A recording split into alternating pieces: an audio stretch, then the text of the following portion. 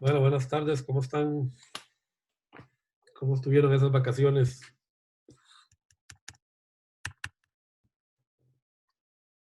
Supongo que no muy descansadas, con muchas tareas.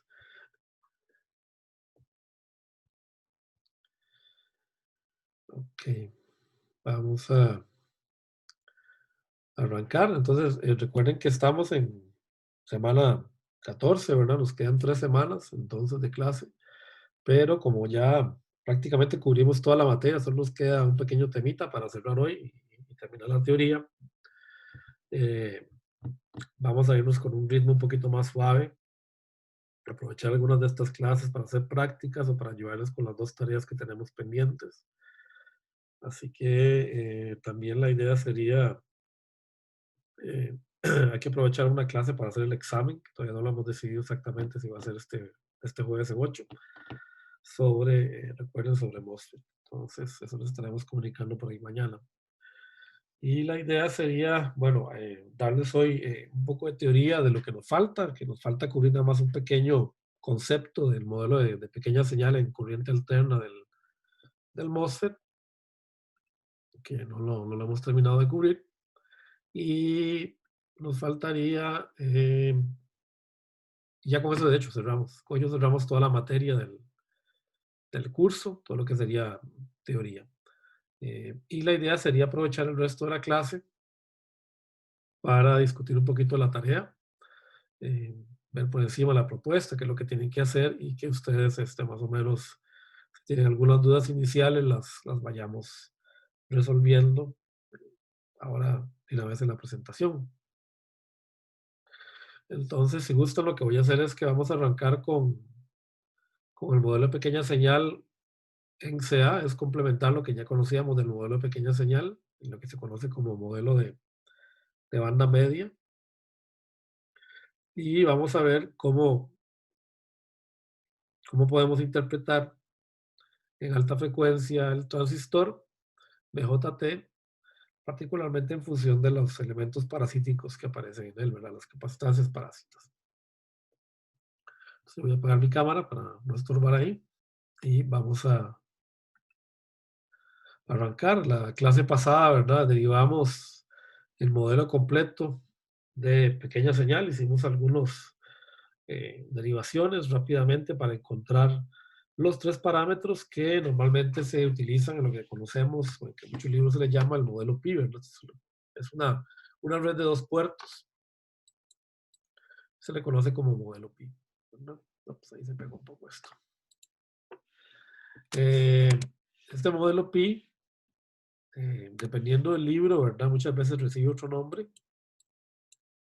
A veces le llama modelo híbrido o tiene varios nombres.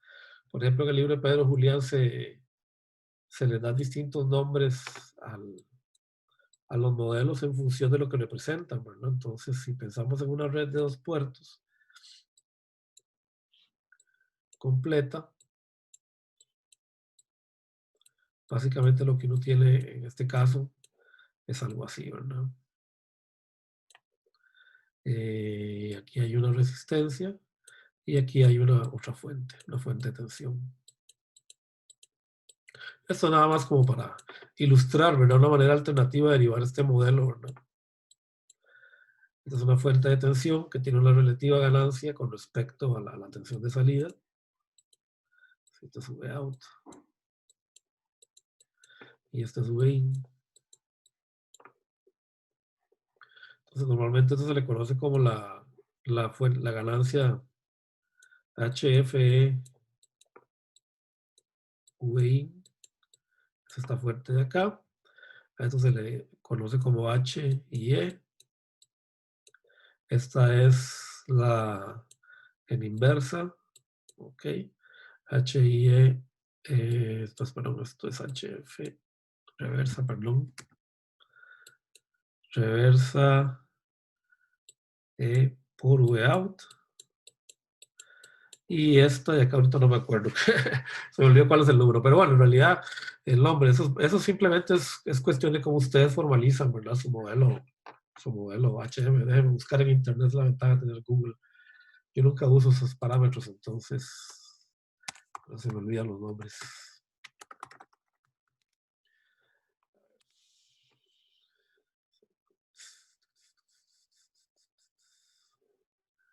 Parámetros H también se les dice.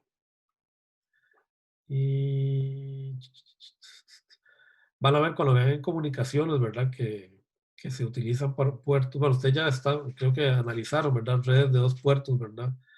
En CA. Es básicamente lo mismo, ¿verdad? Bueno, no encontré el nombre correcto. Bueno, no importa. Y esto aquí tenemos lo que sería la impedancia salida, ¿verdad? H, creo que es R, no me acuerdo. Pero bueno, en realidad esta fuente generalmente se desprecia porque normalmente nosotros suponemos que no hay realmente una ganancia desde la salida de la red de 2 puertos hasta la entrada. Este HI es en realidad RP, este HR es en realidad RO y este HFE es lo que se conoce como beta. Por eso ustedes van a ver que en algunos transistores, digamos, cuando ustedes los compran, en la hoja de datos no viene beta, sino lo que viene especificado es HFE. Es exactamente lo mismo, es una cuestión del nombre nada más. Okay. Nosotros generalmente lo vamos a casar con este modelo, en realidad es el que se utiliza de manera más moderna en la mayoría de los libros. Okay. Y sobre todo porque es fácil de trasladar al modelo que ya conocemos del transistor MOSFET. Entonces, nos quedamos con el modelo Pi. Bueno, ¿qué sucede? Nos falta ahora ver qué pasa en términos de cuando tenemos corriente alterna o qué pasa en CA. ¿Okay?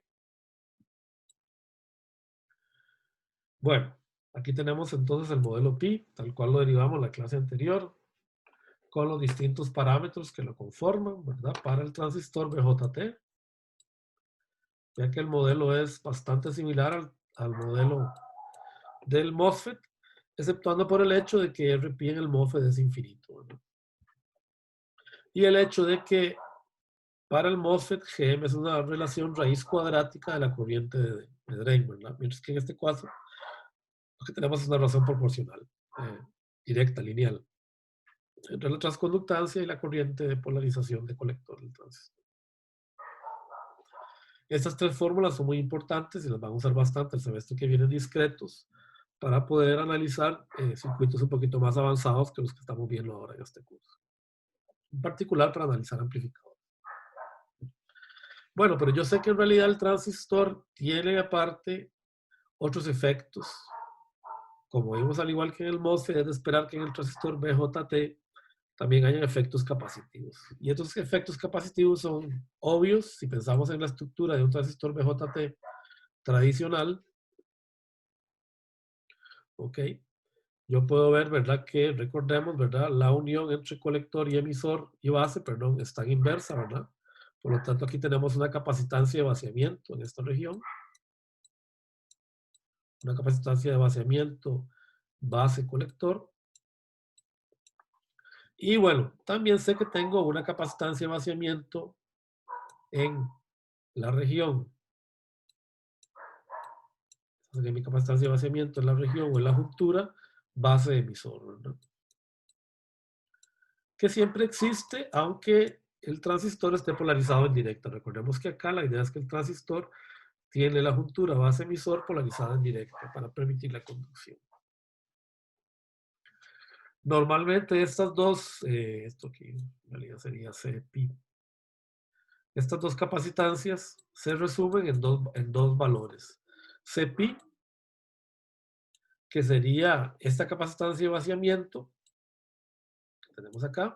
Aquí perdonen, pero la imagen es de un NPN y nosotros como hicimos las derivaciones para un PNP, las fórmulas y ya las corregido. Ahora tengo las fórmulas PNP, pero no importa, ahora las vamos a derivar para un PNP. Recuerden que las polaridades son inversas en el PNP. Esta capacitancia CPI introduce tanto esta capacitancia de vaciamiento como una capacitancia equivalente que se debe al efecto de la inyección de portadores que se producen acá en función de la variación de la tensión, aquí, en función de la variación de la tensión en V base emisor. Recuerden que nosotros hicimos ese análisis también de capacitancia directa para el diodo, ¿no? ¿Se acuerdan? Y bueno, en realidad lo único que tenemos que hacer es traernos esas fórmulas de vuelta desde el diodo. No tenemos por qué hacer toda la derivación de nuevo porque es exactamente el mismo procedimiento. Y esa capacitancia, que aquí le dicen JE, esta figura del Razavi, era que nosotros llamamos CB, perdón, en la explicación que dimos del diodo porque nos basamos en el libro de Pedro Julián. Mientras que CMU es la capacitancia de vaciamiento que hay entre colector y base. ¿Okay? Esas dos capacitancias, bueno, por la manera en que están conectadas, pues aparecen en el modelo, ¿verdad? De este estilo, ¿verdad? Así, conectadas entre la base y el emisor, la capacitancia CPI, y entre la base y el colector, la capacitancia CMU. Fíjese que a primera vista ya uno puede sospechar que el transistor BJT va a ser más rápido que su contraparte del transistor MOSFET, por lo menos de manera intrínseca. Porque fíjese que no tenemos capacitancias grandes. Recuerden que estas son capacitancias de diodos en inversa que tienden a ser pequeñas. A diferencia del MOS, donde tenemos una capacitancia grande, ¿verdad? Muy grande, que es la debida al óxido de silicio, ¿verdad? Que tiene este valor. Y esa capacitancia, recordemos, se veía reflejada, como ahora vamos a hacer un repasito más adelante, en la frecuencia de tránsito o la máxima frecuencia de oscilación o de conmutación que puede llevar a cabo el transistor, que puede soportar el transistor. Obviamente, este es un capacitor construido tal cual, ¿verdad? Recordemos, ¿verdad? Yo sé que venimos medio enrumbrados después de una semana de clase, ¿verdad? Pero recordemos que esa capacitancia es debida, ¿verdad? Al óxido de silicio. O sea, es un capacitor adrede que existe entre el gate y el canal o el bulk de mi transistor, dependiendo de la zona de operación en que me encuentre. Vean que además, a diferencia del MOSFET, no nos aparecen aquellas otras capacitancias, ¿verdad? Que eran también capacitancias de difusión debidas a los diodos en inversa. ¿Okay?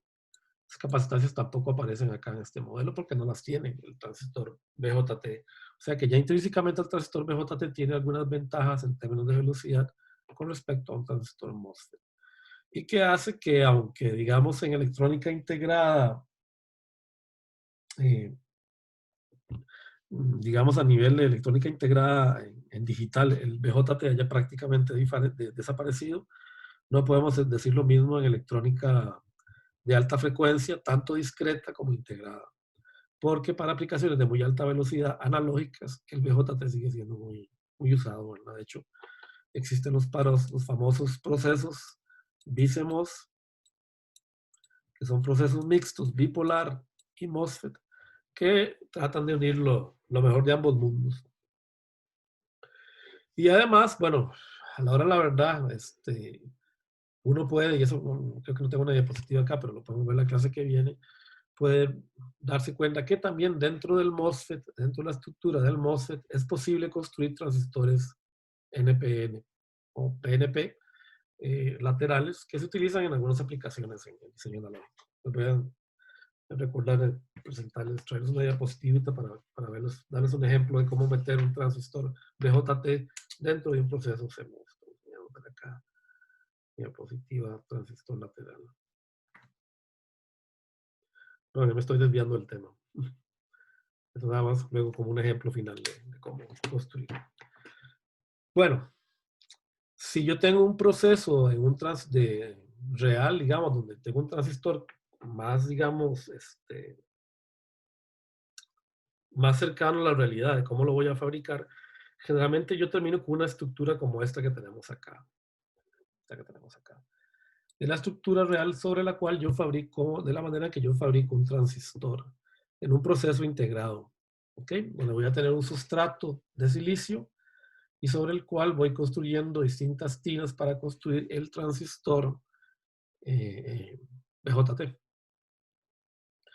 Este proceso de construcción normalmente implica la aparición de una capacitancia extra, que se conoce como la capacitancia de colector a sustrato, que puede aparecer en el modelo, ¿verdad? En transistores integrados. ¿ok? Pero que no existen los transistores discretos. Los transistores discretos, esto no existe. ¿Ok? Esto solo existe cuando yo tengo el transistor integrado dentro de un chip. Entonces, en principio yo no la considero, ¿verdad? Bueno, en discreto no la consideramos. Pues estamos suponiendo que estamos trabajando con transistores discretos. Bueno, y si yo viera estos transistores conectados alrededor de un transistor ideal, pero esos capacitores conectados alrededor de un transistor ideal, esta sería la configuración que tendría. Fíjese que este capacitor está siempre pegado con un terminal a tierra, ¿verdad? Recordemos que el sustrato se supone que está pegado a una tensión, ¿verdad?, nominal de alimentación, tierra o VDD. Y bueno, por el tipo de sándwich que tenemos aquí de material, es muy probable que esto sea un P, ¿verdad? Es muy probable, no tiene que ser un P. Así que eso tiene que estar pegado a tierra. Y aquí tenemos entonces la estructura. Vean que a diferencia del MOSFET, ¿verdad? Tenemos dos capacitores menos, ¿verdad? Recuerden en el MOSFET que tenemos algo así. Vamos a dibujar las capacitancias parásitas del MOSFET para irnos acordando, ¿verdad? Okay.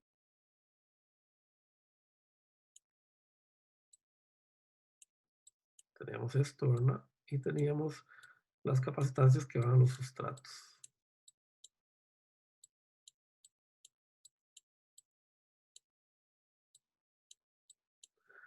Esto sería, bueno, si este es mi source, ¿verdad?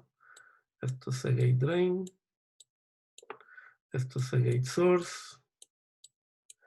Esto es drain bulk. Y esto es drain source. Y recordemos que estas capacitancias de acá contemplaban tanto la capacitancia del óxido, ¿verdad? COXWL, más las capacitancias, ¿verdad?, de overlap. ¿Ok? Las capacitancias de traslape, esto sería por W. Y además, aquí hay otras capacitancias para estas que aparecen, ¿verdad? Hemos visto que el modelo, digamos, capacitivo del MOSFET es bien complicado para la estructura. Entonces, a simple vista, ¿verdad?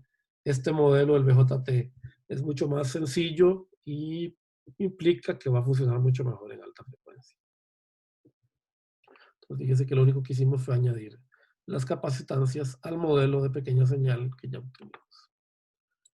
Bueno, ¿cómo obtenemos esas capacitancias? Esto yo lo voy a hacer rápido porque la verdad, esto ya lo hicimos para el diodo, así que simplemente volver a recordar las ecuaciones, ¿verdad?, de los modelos capacitivos cuando teníamos la unión PN, ¿verdad? Si teníamos un diodo, sabíamos que si el diodo está polarizado en directa, la capacitancia de vencimiento equivalente se puede aproximar por raíz 2 la capacitancia de juntura cuando el diodo se encuentra en estado de equilibrio, o sea, cortocircuitado.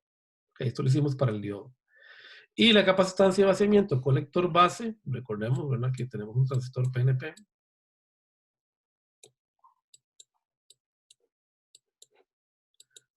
Tenemos un transistor PNP con sus respectivas zonas de vaciamiento, ¿verdad? Y recordemos que yo estoy suponiendo que la tensión colector base es negativa y que la tensión emisor base es positiva para tener al transistor en la zona activa.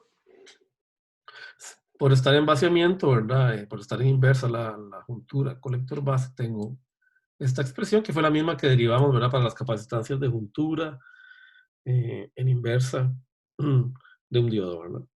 Y que también vemos en el MOSFET, de hecho, una de las capacitancias de difusión. Y luego me queda averiguar la capacitancia, ¿verdad?, equivalente debida a la inyección de portadores. Recordando que tenemos un material que está mucho más dopado en el emisor que en la base. ¿Ok? Yo puedo suponer, ¿verdad?, que la mayoría de los portadores que van a producir conducción son huecos. ¿Ok? De hecho, esto fue uno de los ejercicios de la tarea que hicimos para el diodo, ¿verdad? Les dimos un diodo que estaba dopado N más P, ¿verdad? Y les pedimos averiguar la corriente, ¿verdad?, que plotearan la corriente. Y les dimos como parámetro el tiempo de tránsito de los huecos, ¿verdad? Bueno, yo los guié hacia el libro, ¿verdad? Y en el libro, pues está la derivación de cómo si uno de los lados está más dopado que el otro, yo me puedo quedar con solo una de las expresiones, ¿verdad? De corriente. Recordemos, ¿verdad? Que la corriente del diodo, ¿verdad? Se compone de dos parámetros, ¿verdad? Los podemos subdividir acá si quiere arbitrariamente, ¿verdad? Una corriente de saturación en reversa debido a los electrones, más una corriente de saturación en reversa debido a los huecos, ¿verdad? Aquí estaba toda esta constante que tenemos acá, ¿verdad? Por V diodo, ¿verdad? Perdón, por la exponencial, ¿verdad? De V diodo y T. Entonces, bueno, si yo supongo que uno de los dos lados está mucho más dopado que el otro, la mayoría de los portadores van a ser debidos solo al lado más dopado, ¿verdad? Pero en este caso era con electrones. En este caso, ¿verdad? Pues estamos hablando de huecos. Y acá lo que tenemos que estudiar, ¿verdad? Es el hecho de que la gran cantidad de portadores que tenemos, de huecos que están pasando del emisor a la base, generan este perfil, ¿verdad? De conducción. Y si yo quiero averiguar la carga total que tengo en esta región, lo único que tengo que hacer es, ¿verdad? Calcular el área de este triángulo, que es esto de acá, ¿verdad? Y multiplicarla por el largo de esa región y el ancho transversal, ¿verdad? De mi transistor, más multiplicado a su vez por la carga unitaria, ¿no? Para obtener la carga total que yo tengo acumulada acá. Hasta aquí estoy suponiendo que Qn, ¿verdad? Es mucho menor, ¿verdad? Que Qp y la puedo despreciar, es lo que estoy suponiendo, ¿verdad? Que de hecho eso lo hicimos para derivar las ecuaciones de corriente, ¿no? En principio. Bueno, ¿qué sucede? Esto ya lo hicimos, ¿verdad? Esto es la misma expresión que se utiliza para derivar la corriente en el diodo en el transistor, ¿verdad? Entonces, estos valores se pueden obtener, recordemos, a partir de la ley de la juntura, ¿verdad? Este P de omega sub V es este de acá. Es todo esto. Esto lo podíamos sacar de la ley de la juntura. Y sabiendo que P sub 0 es 0, ¿verdad? Porque al otro lado tenemos, ¿verdad? La juntura en inversa, no tengo portadores mayoritarios, perdón, minoritarios, acá no tengo huecos. O sea, estoy suponiendo que todos los huecos logran atravesar, ¿verdad? La región de vaciamiento, ninguno se me recombina, ni ninguno queda atrapado, ¿verdad? Ahí en, en esta región de la base. Así que bueno, entonces, recordando la definición formal, ¿verdad? De capacitancia, ¿verdad? Es la derivada, ¿verdad? Aquí falta una D. De QP, ¿verdad? Sobre dVb para una carga constante. Aquí me parece que eso está mal, ¿verdad? Eso es para una... Sí, perdón, para un punto Q. Para un punto de carga dado, ¿verdad? Es un punto de carga dado, como por así decirlo, un punto de operación de carga. Y lo que estamos midiendo es la variación de la carga alrededor de ese punto K, de ese punto Q. Recuerden que yo lo que necesito es crear este perfil, ¿verdad? De carga. Entonces yo inyecto una corriente de base en este transistor y producto de esta caída de tensión positiva que tengo acá, recordemos que esta juntura está polarizada en positiva, ¿verdad? Se me generan estos dos perfiles de carga. Y eso podría ser, digamos, como el punto de operación nominal del transistor. Si esta tensión empieza a variar, estas curvas, ¿verdad? Estas rectas varían un poco, ¿verdad? Varían un poco en función del tiempo. Por eso es que nuestro análisis es de corriente alterna, ¿verdad? O sea, en un momento llegaría a tener una pendiente así, en otro momento llegaría a tener una pendiente de esta manera, en fin, ¿verdad? Esa variación es la que me permite, o la que yo utilizo para encontrar esta capacitancia equivalente de mi transistor, ¿ok? Para una carga estable, que sería la carga, digamos, la carga dada por toda el área del triangulito, ¿verdad? En el punto donde la tensión es VEB es constante, ¿verdad? Entonces sería Q para VEB constante, ¿verdad? Recordarnos que VEB en realidad tiene dos componentes, una componente en CC más una pequeña componente, ¿verdad? En corriente alterna, que es la que estamos usando para esta derivación. Ok, entonces si yo derivo esto, ¿verdad? Bueno, aquí la minúscula que está, ¿verdad? Si yo derivo esto, obtengo esta expresión, y recordando que la corriente colector tiene esta forma, ¿verdad? Yo puedo reacomodar un poquito la expresión. Puedo, por ejemplo, multiplicar ambos arriba y abajo por W, y arriba y abajo por dP y dP, ¿verdad? Y entonces puedo agrupar, digamos, este término, ¿verdad? Este término aquí arriba y este término aquí abajo, los puedo agrupar en esta constante, que es el tiempo de transición de los portadores, lo que tardan los portadores en atravesar la base. ¿Ok?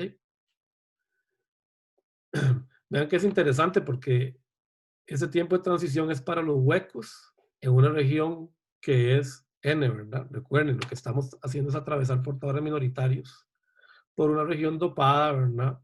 Eh, de manera contraria a lo que produciría dichos portadores, ¿verdad? Entonces, por eso esta velocidad acá de los huecos es la que determina el ancho de la base, aunque la base es N, ¿ok?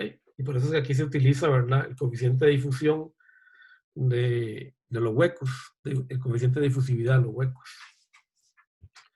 En el ejercicio que ustedes hicieron para la primera práctica era al revés, ¿verdad? Lo que tenían era el tiempo de transición de los electrones que tenían que hacer ¿verdad? Atravesar una región P, ¿verdad? Ustedes tenían una zona de vaciamiento pequeñita acá y bastante más grande acá en el lado P, y los huecos tenían que pasar para allá, ¿verdad? Pero los electrones. Y lo que tenían que encontrar ustedes era este W, ¿verdad? Para poder encontrar la expresión de la corriente. Y ese W, bueno, en realidad WD, o el W de la región P, ¿verdad? Salía de esta forma. Por eso les dábamos el tau N, en realidad es el que les dábamos aquí, no el tau P, perdón. Fue el que les dimos, ¿no? Ok, entonces vean que si yo reacomodo esto, puedo reescribir la expresión de esta manera. Fíjense que si yo reacomodo todo esto, la expresión que me queda aquí va a ser igual a precisamente IC, todo esto que acá me va a quedar va a ser IC dividido sobre un phi t multiplicado por este tau. O sea, lo que estoy haciendo es nada más un arreglo algebraico, lo pueden hacer con calma en la casa, ¿verdad? Para que vean que lo que es un reacomodo algebraico para referenciar esta capacitancia en función de la transconductancia del transistor y del tiempo de desplazamiento, ¿verdad? El tiempo, digamos, de vida media, se podría decirle también, ¿verdad? O la velocidad, está relacionado con la velocidad que pueden alcanzar los portadores, ¿verdad? El tiempo de tránsito, es el nombre correcto en realidad, los portadores atravesando la base. Y eso lo que me quiere decir, ¿verdad? Es que en un transistor BJT, la velocidad es una función de la transconductancia y de esta característica. Vean que esta característica de tiempo en realidad es una función del ancho de la base y del coeficiente de difusividad. Y el coeficiente de difusividad está relacionado con la movilidad, ¿se acuerdan, verdad? Entonces es muy importante.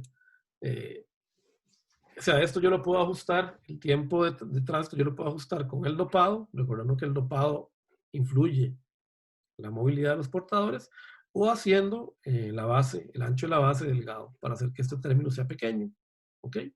O hacer GM pequeño, para que la capacitancia sea pequeña. Si la capacitancia es pequeña, eso nos va a mejorar la respuesta a frecuencia.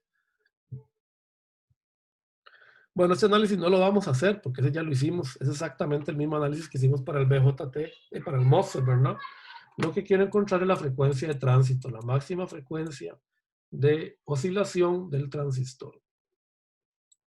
Recordamos cuando hicimos este análisis, ¿verdad? En realidad aquí había un CGD, porque no estamos despreciando CGD, ¿verdad? ¿Qué planteamos para este transistor? Un modelo de pequeña señal, ¿verdad? Bueno, lo mismo podemos hacer acá, ¿verdad? Si traemos el modelo de pequeña señal que ya conocemos para el transistor BJT,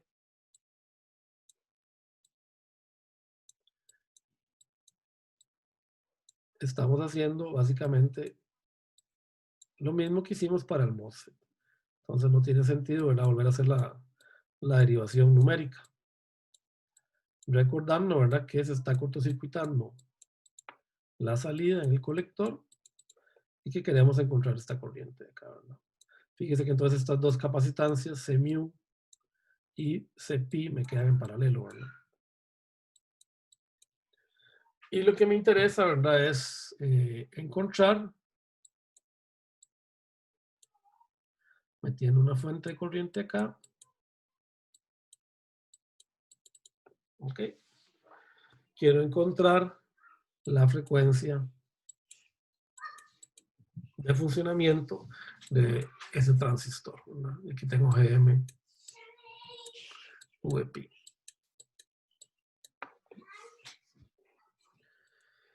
Bueno, en realidad el análisis es un poquito más complicado porque tenemos RP, pero a la hora de la verdad, si beta es muy grande, se puede probar, ¿verdad?, que la fórmula es exactamente igual en ambos casos. Perdón.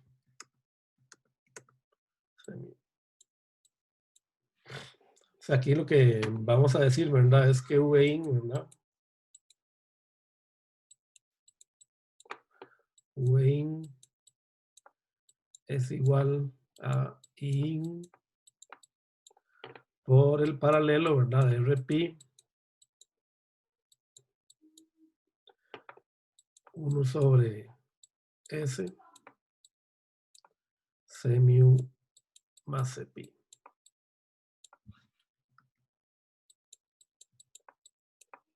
Okay. Entonces, y luego recordando, ¿verdad?, que I out es igual a Gm por Vin, que sería igual a Gm por Rp sobre S, perdón, es igual a Gm, perdonen, por IN por el paralelo de Rp. Y esta expresión acá. Bueno, si ustedes desarrollan ese paralelo, ¿verdad?, se van a dar cuenta, ¿verdad?, que en alta frecuencia, ¿verdad?, en términos de pi, prácticamente es irrelevante. No lo vamos a hacer. Está hecho en el Rosavi. A la hora de la verdad terminamos con la misma expresión, ¿verdad?, para la frecuencia de tránsito del transistor.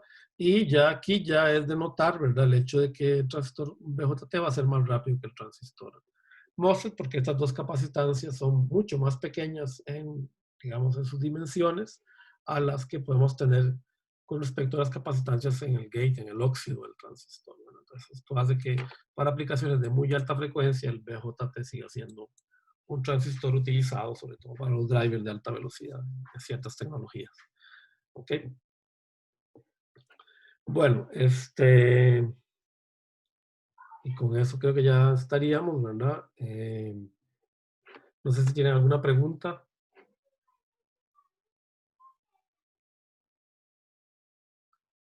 Todo está clarito.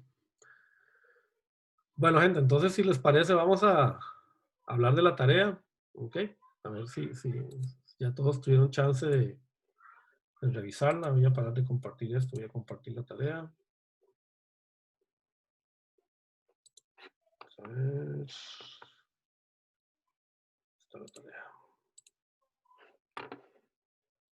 Okay.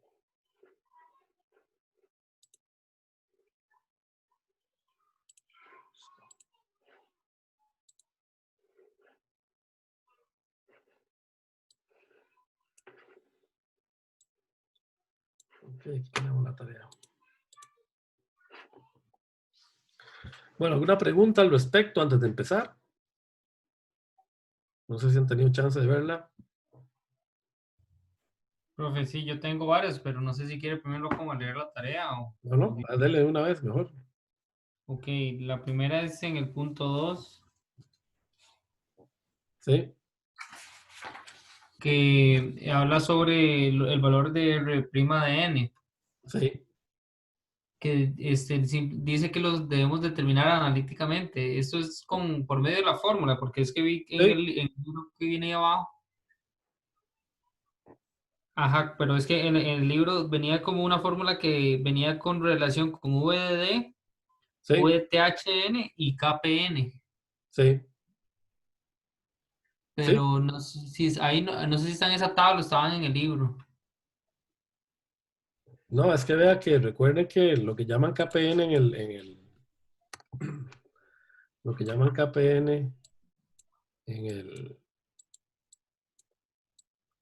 libro Baker es MUNCOX. Entonces, usted tiene que derivar eso de acá. Ok, Vea que usted MUNCO. tiene mu sub 0, ¿verdad? Ok, que es mu para un campo bajo. Entonces tiene que derivar el mu efectivo, ¿verdad? Que es a la temperatura, ¿verdad? Que se va a correr y bla, bla, bla. Y ese ox aquí lo tiene indirectamente, tiene el ancho del óxido y bueno, necesita la permitida del óxido, pues usted lo pueden sacar. Anda por ahí, ¿verdad? Dando vueltas. Ok, sí, sí, ahí ya con esa puedo terminar de resolver la 3 porque ya tengo. La otra que tengo es en la 5. Sí, En esta. la 5 simplemente lo que le voy a preguntar es que en esa tenemos que sacar el valor de TPLH, ¿verdad? Pero para sacar la capacitancia total, Sí, cuando usted había, es que usted no sabía ¿cómo es que se llama esto? En el documento que usted nos pasó, digamos, en el que usted usa en sí, las clases, no me quedó claro si solo usaba la capacitancia como la COXP y la COXN, y también hay una capacitancia que tienen por fuera, pero esa capacitancia dice ahí como que la tenemos que ver, como determina aproximadamente cuál sería la capacitancia de de carga de carga. afuera, no sé cómo, no sé si se refiere como a la capacitancia total o a una CL que estaría pegado afuera del circuito. Si usted tiene cualquier circuito, tiene una capacitancia de carga. Eso, acostúmbrense, ¿verdad? Eso no, es una regla, ¿verdad? Siempre hay una capacitancia de carga. Entonces, hay una cosa que se conoce como retardo intrínseco que tiene que ver con las capacitancias internas del transistor, ¿no? Que son esos modelos, ¿verdad? Hicimos el modelo de Miller y vimos cómo se proyectaba a la salida y a la entrada la capacitancia de gate, ¿verdad? Con el modelo de Miller para el modelo, ¿verdad? Que nos quedaba el transistor. Entonces nos quedaba una cosa como así, ¿verdad? Este era el gate, me quedaba 2/3, ¿verdad? Más o menos, perdón, 3/2, ¿verdad? Para un transistor, ¿verdad? Cox. Mm. Y luego me quedaba una resistencia, ¿verdad? Con un switch, que era controlado, ¿verdad? Por este gate. Y aquí me quedaba una capacitancia, ¿verdad? Que era Cox, ¿no? COXN, sí, esa es. ¿Ok? Entonces, ¿qué sucede? Y esto, digamos, este es el transistor N. Entonces, ¿qué sucede? Que esto es solo el modelo intrínseco del transistor. Esto no está, ¿verdad? Pues si esta es la salida del transistor, si esto es el drain del transistor, digamos, ok. Yo tengo que pensar, ¿verdad? En que tengo que sumar esta capacitancia. Lo más normal es que se sume acá, ¿verdad? Queda en paralelo, ¿no? Mm. Pero yo la tengo que averiguar. Entonces, ustedes tienen que venir a este circuito y averiguar cuál es la capacitancia de carga de este mismo. Pero creo que es bastante trivial, ¿no? Ok. ¿Cuánta capacitancia de este transistor? Este nodo, el de carga. Y toda la capacitancia que tiene detrás, ¿no? No. Vean que esto está realimentado.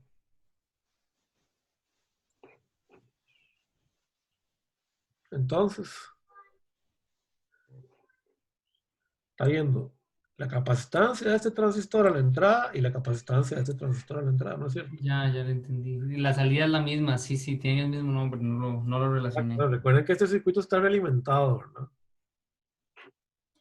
Entonces, obviamente, la velocidad de este transistor no solo depende de sus modelos, sino de la carga que le presentan estos dos transistores. Porque Ok, esos dos transistores le presentan una capacitancia a él de carga aquí, ¿no? claro, claro, claro. Hay que calcularla para medir, para evaluar ese retardo. Ahora, nada más, profe, puedo bajar un momento el dibujito que tenía antes, al que debajo. Ajá, aquí, y perdone que lo voy a rayar aquí un poco, aquí por aquí hay otra también, otra capacitancia, ¿verdad? Entonces, tengo que agarrar estas tres para hacerlo la total, pero entonces hago el paralelo y después hago estas en serie, ¿no? Simplemente. Sí, nada más la suma. Ah, bueno, sí. Sí, Bueno, porque pero tengo que tomar en cuenta esta también. en el inversor, recuerda que usted tiene tanto el modelo del P como del N conectados, ¿verdad? Entonces recuerden el ejercicio que hicimos en clase, ¿verdad? O sea, la capacitancia de intrínseca de estos dos transistores no desaparece aunque uno de los transistores esté apagado, ¿verdad? Entonces sería la capacitancia intrínseca del N, ¿verdad? Y esta sería la capacitancia intrínseca del P. Y eso no desaparece, ¿verdad? Aunque esté desconectado uno de los transistores. Pues tiene que sumarse, ¿verdad? Ujú. A la CL.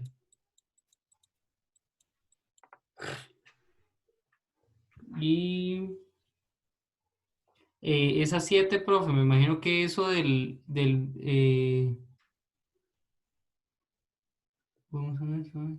Busque Eso de los peores tiempos, sí eso no lo entendí del todo. cuál es el tiempo, o sea, ustedes evalúen. Esta compuerta ustedes ya la conocen, ¿verdad? No tengo ni que decir cuál es. ¿Ok? Ya la hicimos en clase, de hecho. ¿Ok? Es una norma. ¿Ok? Ustedes tienen que encontrar un tiempo de carga para arriba y para abajo, pero el peor, el más lento de todos. A ver, intuitivamente, para arriba solo cuando voy a conducir. Cuando tenga dos ceros. Bueno, tenga dos ceros acá, ¿verdad? Exacto. Entonces, solo cuando tengo dos ceros acá, entonces solo hay una manera, ¿verdad? Solo hay un tiempo para arriba, ¿no es cierto? Ujú. Solo hay un tiempo TPLH, ¿verdad? Y para abajo, ¿qué va a ser peor? ¿Que conduzcan los dos o que conduzca solo uno? ¿Que conduzcan los dos? ¿Esto a qué es equivalente? Esto es Ah, bueno, uno que tiene, sí. a una resistencia, ¿verdad? Estamos haciendo que esos dos circuitos sean equivalentes a dos resistencias. ¿Qué es peor? ¿Que conduzca yo por las dos resistencias o por solo una? En términos de tiempo. Mm, Vámonos acá. Vamos a hacerlo aquí abajito. Aquí tengo las dos resistencias, ¿ok? De los dos transistores conectados. Y yo tengo que descargar un capacitor. No me responda usted, que me responda algún otro que esté.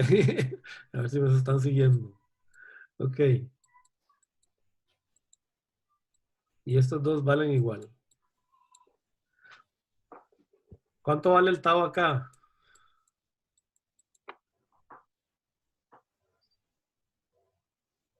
A ver quién me responde, que no sea usted. Para este circuito, ¿cuánto es tau?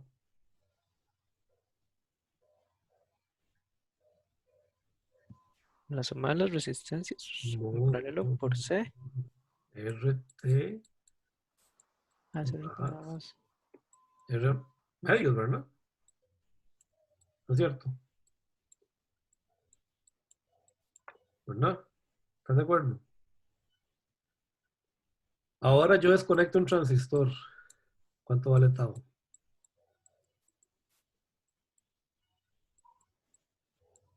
RT más R. ¿Cuál tau es menor? el primero. Primero, muy bien, exacto. Entonces, solo un transistor me va a dar el peor caso, TP, HL. Ok, nada más es sacarlos y Exacto. ajá. Los calculan ahí a mano, ¿no? Pueden calcularlos, en realidad son solo tres tiempos los que hay. O sea, hay más tiempos dependiendo del orden de conmutación, pero no nos vamos a poner en eso. Y que si uno está cargado, ¿se acuerdan? Como hicimos con la NAND, que si uno está cargado antes y el otro llega después, El análisis es un poquito más detallado, pero para este curso no nos vamos, eso es para VLSI, y acá no nos vamos a meter en eso. Entonces, en realidad solo hay 3 tiempos. Hay uno solo para arriba y 2 tiempos para abajo posibles. O los 2 transistores encendidos o un transistor encendido para abajo. Entonces, eso es lo que yo les pido que me lo calculen. Y ya la última, profe, porque Sí. es en la 9 creo que sí la entendí, pero quiero estar seguro de que esté en lo correcto. Sí. En la 9 nos dice como que tenemos que sacar como, explica el funcionamiento monostable considerando el estado inicial si se tiene un cero en ambas entradas, indica el estado de casi transistor en ese momento. Es nada más como que si yo meto un cero pasa esto con los transistores, si meto uno pasa esto, o es más detallado. Ya sabemos que eso es una NOR, ¿verdad? Yo no sé por qué vamos a engañar. Ahí tienen un regalo de la tabla de verdad, ¿verdad? Ok, es una NOR. Ok. Que básicamente tiene esto.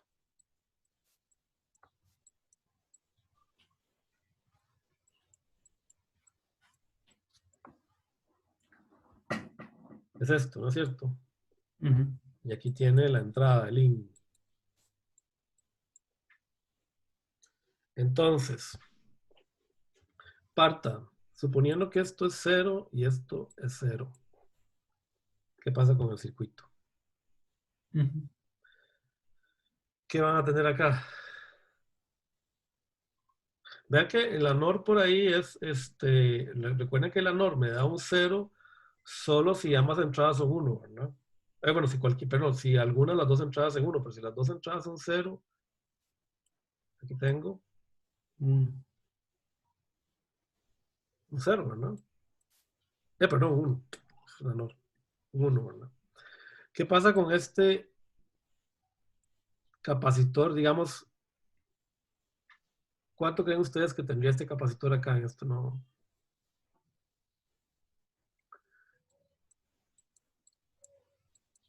Vean que yo puedo suponer que está cargado en 1, ¿verdad? ¿No es cierto? Entonces yo puedo suponer que este capacitor tiene un VC igual a 0 en ese estado, ¿verdad? Y él se queda ahí tranquilo toda la vida, ¿verdad? Vea que no hay manera de sacarlo de ahí. Entonces tienen 1, entonces aquí tengo un 0, 0, 1, 1, 0, ¿verdad? Está ahí toda la vida. ¿Cuál es la única manera que lo puedo sacar de ahí? Cambiando la entrada. Metiéndole un pulso aquí, ¿verdad? Le cambio un 1 y este amigo se pone en 0, ¿verdad? Y ahora sí, este capacitor se tiene que cargar, ¿verdad? Se va a empezar a cargar con este tau. Obviamente nosotros vamos a diseñar los transistores, y eso es parte, por eso yo les pedí que ustedes hagan unos cálculos. Vamos a diseñar estos transistores de manera que sean lo suficientemente grandes para que esta R sea bastante menor que RT, o sea que no influya mucho, ¿verdad? La resistencia de canal de los transistores. Está bien, pero bueno, háganme ese análisis, ahora sí, transistor a transistor. Se los hice así, lo fácil, ¿verdad? Lo compuesta. Hágamelo transistor a transistor. Ok. Pero es nada más para ver si ustedes están entendiendo que el transistor está encendido apagado, ¿verdad? O sea, no es nada muy, no se preocupen en hacer una cosa tampoco tan, háganlo así como lo hice yo, ¿verdad? Okay. Profe, buenas Sí, tardes, es Adrual. ¿qué pasó, Dual? Profe, era una para pregunta sobre el VDD del voltaje Sí, que en el enunciado, digamos, nosotros, en el caso de mi pareja y yo, estamos utilizando 3,3 de voltios para el VDD. No sé si estamos bien está bien. orientados. ¿Está 3,3, bien? porque el proceso que nosotros tenemos maneja de 3,3 a 5, así que Es no correcto, sí, estábamos en ese rango de 3,3 a 5 y hicimos hay el problema. 3,3. Sí, Ok, esa era la pregunta, profe. Muchas sí, gracias. está bien. Profe, Sí, en cuanto al parámetro que dice de VTH, ese es solo para los de 10 microamperios sobre 2 micrómetros, perdón. bueno, no. O los Sí, uso para todos. en realidad hay que usarlos para todos. Generalmente solo se pueden medir para determinados transistores que se fabrican, ¿verdad? Entonces, Ah, estos parámetros que yo les estoy dando son sacados de este archivo. Del archivo ese que yo les pasé, el archivo c5models.txt. Esos parámetros son sacados de esa tabla, ¿verdad? Y ahí no tenemos otro, no nos queda más que usar ese, ¿verdad?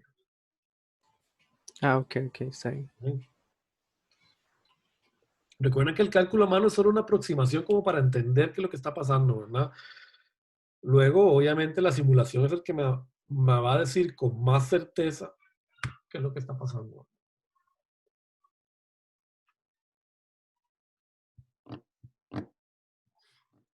Ok, ¿algo más? Profe, era en cuanto a la otra semana del examen, no sé. Sí, yo mañana vamos a hablar para ver exactamente qué fecha. Creo que quedaría entre jueves y viernes. O sea, ya mañana a más tardar les tenemos que avisar, ¿verdad? Porque hay que darle 8 días de antelación. ¿Ok? Profe, Bueno, ¿y qué temas ingresarían esto? O, no sé. todavía no sabemos cómo lo vamos a hacer, si lo vamos a hacer por el sistema ese de que usted responde por el TEC digital o si les vamos a mandar algo y que ustedes lo manden escaneado. Ah, ok. Pero eso los tenemos que decidir mañana a más tardar. Ah, ok, buenísimo. Profe. Muchas gracias, profe. Sí, el problema de hacerlo con el TEC digital, que es mucha gente lo ha hecho por ahí y en principio funciona muy bien, pero hay gente que justo cuando está haciendo el examen tiene problemas de conectividad, ¿verdad? Y entonces es muy difícil porque luego hay que rehacerle el examen y hacer un examen en ese sistema es bien complicado. A nosotros nos pasó en el curso de control automático exactamente eso, profe. A Y es unos tres. súper- Yo la página también en un examen de señales. sí. Sí.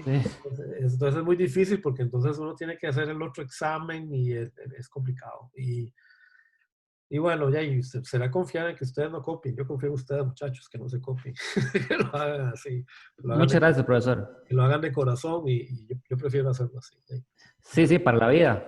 Para la Sí. vida misma. O sea, profe, ¿usted prefiere como esa, la del GAP, en vez de hacerlo como a mano y escanearlo? No, no, al contrario. Ah, bueno, sí, yo le voy a Cuando, decir eso. No sé si mis compañeros van a estar así como, no piensan igual que yo, pero yo considero que eso está mejor, como escribirlo, porque yo creo que a final de cuentas lo podemos hacer más tranquilos y a veces inclusive si lo hacemos en el GAP no nos podemos devolver las preguntas anteriores y yo creo que, bueno, a mí eso me estresa más. sí, a mí nunca me ha gustado. Yo he hecho esos exámenes. Bueno, lo hice cuando hice un examen de inglés, lo hice cuando hice la certificación de National Instruments. Y sí, uno siente, aparte de la presión del examen, siente la presión del sistema, ¿verdad? Sí, sí, sí. Y uno no se puede devolver. Y muchas veces, ya, pues ustedes han visto que esto es delicado y los cálculos muchas veces ahí uno falla, ¿no? Ustedes han visto que yo fallo un montón, ahí uno necesita revisar y revisar, ¿verdad? Y en esos sistemas no se puede. Y yo prefiero tener un respaldo escrito para decir, no, este chaval lo iba bien, iba por buen camino, ahí se equivocó acá cuando hizo el despeje, ¿verdad? Es más fácil para uno darse cuenta si alguien está entendiendo o no que el sistema. Alguien me pregunta el TOX, si este TOX es el ancho del óxido, ¿verdad? Es el TOX que algunos le ponen en minúscula. Recuerden, es el grosor del óxido, ¿verdad? Esto de acá.